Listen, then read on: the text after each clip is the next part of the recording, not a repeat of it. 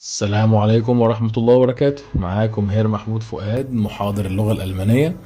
والنهاردة هنتكلم على الدرس الجميل اللي ظاهر قدامنا اللي هو الأدوات ديا وداس ودي. أيوة، هو اللي بيغيظ كل الناس ده سواء مبتدئين أو متقدمين. بس أوعدك إن الفيديو بتاع النهاردة هيريحك خالص ويبسط لك كل الأمور بإذن الله تعالى. تعال نجيب الموضوع من أوله شوية. هو إيه الموضوع؟ إيه القصة يعني؟ هقول لك يا سيدي، الادوات الثلاثه اللي هم ديا وداس ودي اللي معقدين الناس كلها دي ادوات التعريف اللغه الالمانيه، زي ال في العربي وزي في الانجليش. طب كويس، امال فين المشكله؟ اقول لك يا سيدي، المشكله ان انت ممكن تلاقي كلمه مذكر في العربي لكنها مؤنث في الالماني والعكس. طيب، هل ده طبيعي؟ طبعا مفيش تطابق ابدا ما بين اللغات وبعضها. يعني احنا بيننا وبين الالمان او بيننا وبين اي شعب اخر هتلاقي التاريخ مختلف والجغرافيا مختلفة وشكلنا مختلف والدين مختلف والعادات والتقاليد. ده طبيعي. المهم دلوقتي، هل يا ترى في طريقة بتعرفني الاداة بشكل بسيط من غير ما انا اوجع قلبي شوية في الحفظ؟ في حاجات كده، حبة ثوابت وحبة اسرار، خلاصة كده خبرتنا في السنين اللي فاتت كلها وخلاصة بحثنا ان شاء الله هنعرضها لك كلها في الفيديو البسيط ده. بس اهم حاجة تتابعنا للنهاية. هنبدأ بالأداة ديا المذكر والأسرار بتاعتها. وأول سر هنقوله إن ليها نسبة 34% من عدد الأسماء في اللغة الألمانية. خلي بالك إن مذكر بالألماني اسمه ماسكولين. في عندنا 5 ملاحظات حلوين جدا. نبدأ بأول واحدة، أي شخص مذكر. يعني الموضوع بالعقل كده ما فيهوش مشاكل، الاشخاص ما فيهاش مشاكل غير بس شخصين 3 كده هنتكلم عليهم كمان شويه، زي الديا فاتا الاب، ديا اوبا الجد، ديا ليرا المدرس. رقم 2، ايام الاسبوع، زي الديا فرايتاج الجمعه، ديا ميتفوخ الاربع وبقيه ايام الاسبوع. اجزاء اليوم زي ديا مورجن الصباح، ديا ابند المساء وبقيه اجزاء اليوم ما عدا دي نخت، ده استثناء. الشهور كلها والفصول كلها ما فيهاش اي مشاكل. انزل على اللي بعدها، الاتجاهات زي مثلا ديا نوردن الشمال، ديا زودن الجنوب. مفردات خاصة بالطقس زي ديا شني التلج، ديا فيند الرياح، ديا ريجن المطر. لكن خلي بالك في استثناء اللي هو دي فولكي السحابة ودي زوني الشمس. الملحوظة الرابعة، ماركات السيارات زي ديا بي ام في، ديا مرسيدس، ديا اودي. لو عايز تعرف معناهم واصل تسميتهم بص على الفيديو اللي فوق ده هيعجبك قوي. كمان العملات زي الديا اويرو، ديا دولار وبقيه العملات ما عدا داس بفوند، ده استثناء حاله خاصه اللي هو الجنيه. ادوات المكتب كلها اداتها ديا، زي شتيفت او ديا شتيفت اللي هو القلم، ديا غادير جومي اللي هي الاستيكه، ديا كولي القلم الجاف، والبرايه والعلبه الالوان وفرشه الالوان، كل ده ديا ما عدا داس لينيال، ده الاستثناء اللي هي المسطره. الكلمات اللي اخرها اي ار زي فاتا، واو ار زي موتور، واو املاوت ار زي فريزور اللي هو الكوافير، والاي جي زي هونش اللي هو العسل، والاي تسي ها زي تيبش السجاده، اي ان جي زي شميتالينج الفراشه، وتسفيلينج اللي هو التوأم. الوظائف اللي اخرها ايكا زي تشنيكا وميشانيكا اللي هو فني او اخصائي صيانه الاجهزه. الكلمات الضخمه المصطلحات اللي اخرها ايزموس زي اوبتيميزموس اللي هو التفاؤل. الكلمات اللي اخرها ايست زي بوليتسيست، وانت زي ديمونسترانت اللي هو المتظاهر، انت زي بريزيدنت اللي هو الرئيس، وانت زي دكتورانت اللي هو الطالب الدكتوراه. خلي بالك ان انت وانت الاتنين بيتنطقوا زي بعض على الرغم من دي اخرها تي ودي اخرها دي. ولو عايز تفهم اكتر في قواعد النطق والحته بتاعت الدي والتي بص على الفيديو بتاع النطق ده هيعجبك جدا جدا وهيفيدك جدا لو انت لسه مبتدئ، وحتى لو انت متقدم لكن نسيت بعض القواعد. المفروض ان في السلايد الجاي هنتكلم على دي مؤنث. هل يا ترى دي مؤنث برضو التلت برضو حاجه و30%؟ لا، مفاجاه بقى، دي مؤنث 46%. كلمة مؤنث بالألماني اسمها فيمينين.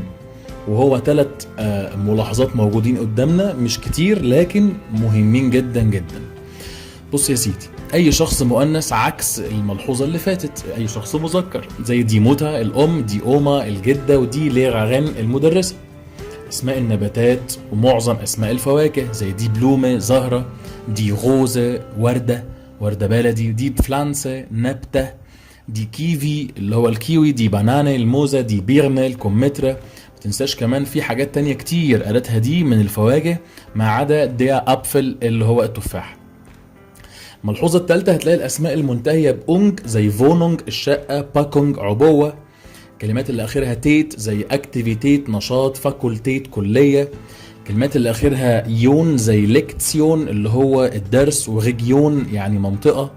الكلمات اللي آخرها أوا زي كولتوا اللي هو الثقافة، أو ليتراتوا يعني الأدب. الكلمات اللي آخرها هايت زي جيزونتهايت اللي هي الصحة. والكلمات اللي آخرها كايت زي فيش كايت يعني القدرة. الكلمات اللي آخرها زي بيتزا، وفي كلمات غيرها كتير زي كولا وكافيتيريا ومنزا. بس خلي بالك ان في استثناء في الحتة دي اللي هو داس تيما الموضوع، وداس زوفا الكنبة. الكلمات اللي آخرها اي و اي زي اندستري الصناعة، فاميليا العائلة، بيكاراي المخبز، بوشاراي اللي هو محل كتب او مكتبة. الكلمات اللي آخرها A بنسبة 95%، لكن في 5% كلمات آخرها A أداتها مش D زي نامي ولوفي وإندي وأوجي. الكلمات اللي آخرها A وأداتها D زي شولة وبلوزة المدرسة والبلوزة. الكلمات اللي آخرها إك زي موزيك معناها واضح طبعا، بوليتيك السياسة. الكلمات اللي آخرها شافت زي فرويندشافت اللي هي الصداقة، وجزيل شافت اللي هو المجتمع. طب بالنسبة للأداة داس، الأداة داس في ملاحظات كتير. أولا هو نسبة الكلمات اللي قالتها داس في الألماني 20% بس، كلماتها قليلة. وخلي بالك إن محايد بالألماني مش معناه غير عاقل واسمه نوترال. زي مثلا رقم 1 اسم محول من فعل أو من صفة، زي ليزن القراءة، ليبن الحياة، ليرنن المذاكرة، يوجن الجري، لخن الضحك، كوخن الطبخ، اسن الطعام، هستن الكحة. كل الكلمات دي تنفع تبقى أفعال، يقرأ ويعيش ويتعلم وهكذا. داس جوته يعني الخير، داس شونه يعني الجمال، دي جاية من صفات. طب رقم 2 الكلمات اللي هتلاقيها دولية أو أجنبية أو من الإنجليزي، زي داس فوتو، داس كيلو، داس انستيتوت معهد، داس تريننج التدريب، داس هاوس المنزل، داس تياتا المسرح، داس راديو معنى واضح. هتلاقي الملحوظة رقم 3 الأسماء المصغرة اللي هي آخرها شين ولاين، زي هينشن معناها كتكوت أو فرخة صغيرة، بروتشن معناها مخبوزات صغيرة، فرويلاين معناها سيدة صغيرة أو آنسة، وبوشلاين معناها كتاب صغير أو كتيب. وهنا لينا واقفة في الكلمة اللي اسمها ميتشن وفرويلاين، إن هم أداتهم داس عشان نهايتهم مش عشان معناهم. خلي بالك من الحتة دي. رقم 4 هتلاقي إن الحروف والألوان والأرقام الكسرية بيبقى أداتهم داس، زي داس A، داس B، داس C، داس بلاو الأزرق، داس روت الأحمر، داس جلب الأصفر، داس فياتل الربع، وداس دريتل التلت. كلمات مهمة جدا. معظم المواد الخام خلي بالك، زي داس جولد الذهب، داس زيلبا الفضة، داس جلاس الزجاج، وداس هولز الخشب. متنساش كمان الكلمات اللي آخرها زي داس موزيوم متحف، داس بوبليكوم الجمهور، داس ألبوم معناه واضح. الكلمات اللي آخرها منت زي داس ميديكامنت، داس دوكومنت، بس في استثناء اللي هي مومنت، دي مومنت. الكلمات اللي آخرها إيشت زي داس ليشت النور، داس جيزيشت اللي هو الوجه، وداس جيريشت يعني الخبر. طيب كويس جدا، أنا كده عرفت معلومات حلوة جدا. هل يا ترى الملاحظات والحاجات اللي فاتت دي الثوابت اللي احنا قلناها ديت، هل يا ترى دي كافية ان انا احفظ كل الكلمات الاسماء بالادوات بتاعتها؟ لا، لسه في نصايح تانية هقولك عليها في السلايد اللي جاية، برضو مهمة جدا وما تستهونش بيها. وخلي بالك ان احنا خلاص في اخر دقيقة في الفيديو. النصايح اللي جاية اللي انا هحكي لك عليها ديت هتلاقيها بتتكلم على حفظ الاول بطريقة ذكية. زي ايه؟ زي مثلا بص كويس قدامك كده، انا اقولك على 4 نصايح مهمة جدا. اول نصيحة الالوان، وما تستهونش بيها الله يخليك. افتكر فودافون واتصالات وموبينيل او اورنج، يعني كل واحدة فيهم ليها لون، مجرد ما بتشوف اللون بتفتكره. وارجع بص على الفيديو من اوله، هتلاقيني عاملها لك بذكاء ان المذكر ليه لون والمحايد ليه لون والمؤنث ليه لون، وكتاب منشن ذات نفسه بيعمل الالوان دي في الكتاب دائما. العواميد دي نظرية من اختراعي الشخصي، من اختراع هير محمود فؤاد.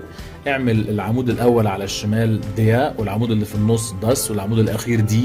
صدقني هتفتكر، وصدقني دي هدية مني ليك هتعجبك جدا وهتفيدك جدا.